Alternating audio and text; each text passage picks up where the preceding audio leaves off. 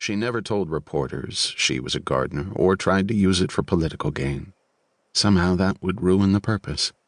No matter where life took her, or what her critics said, they had ripped her apart for gaining weight during the first year of her husband's presidency, the freshman 15 First Lady.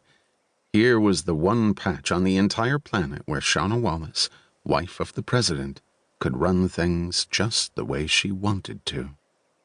"Gotcha," the First Lady whispered, gripping the buried tree root and pulling hard.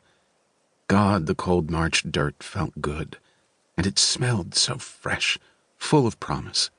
Winter had put so much on hold. She loved getting back to work in the earth. With a sharp tug, the root began to yield, though not by much. Leaning on her left elbow and probing blindly into the dirt, the First Lady felt tunk. Something solid. Not a rock. The root felt weird, almost soft, spongy.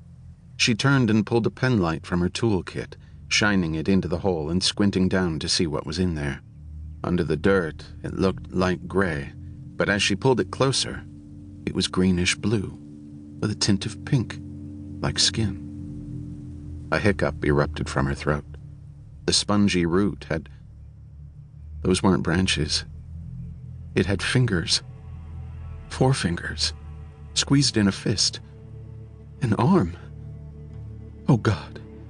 Someone was buried in... Stifling a scream, the First Lady dropped the penlight, which fell into the hole. She jumped back, scrambling, crab-walking away from the pit. The press and early staff would be here any minute. Her body was shaking. "Just don't scream." "Orson," she whispered, stumbling toward the west colonnade of the pristine white mansion. She was gagging and sobbing uncontrollably.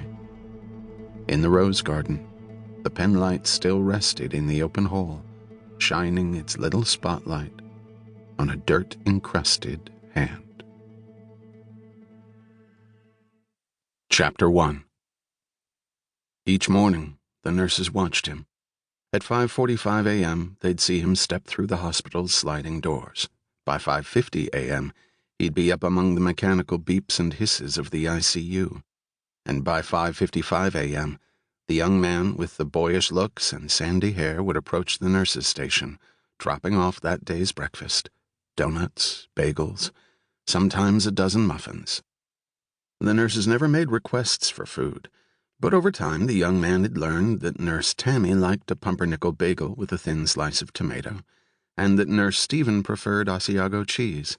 Over these past 3 weeks of hospital visits, they'd gotten to know him too. Beecher White. "How's he doing?" Beecher would ask as he presented his breakfast offering to the hospital gods.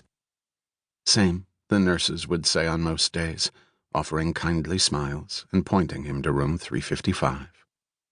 The dim room was sealed by sliding glass doors, frosted at the bottom and transparent at the top.